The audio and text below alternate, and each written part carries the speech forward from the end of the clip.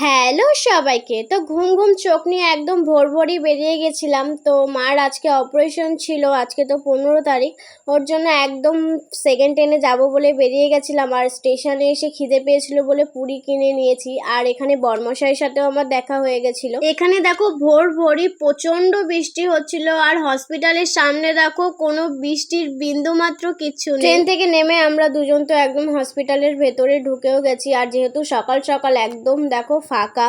আর এখানে এসে বাবাকে ফোন করলাম, তুমি কোথায় আছো। এরপর তো বাবার সাথে আমার দেখাও হয়ে গেছে। আর আমার তো উপরে যেতে হবে, অপারেশনের টাইমও দিয়ে দিয়েছে। আর আমি এই যে এখন কার্ড নিয়ে মার কাছে যাচ্ছি। আর মাকে যখন অপারেশনে নিয়ে যায় আমি কোনো ভিডিও করিনি, কেননা ভিডিও করা অ্যালাউ নেই।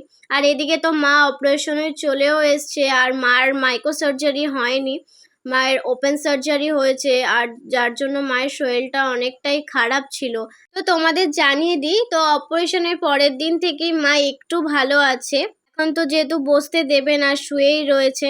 আর এবার থেকে চেষ্টা করব তোমাদের প্রত্যেক দিন ভিডিও দেওয়ার।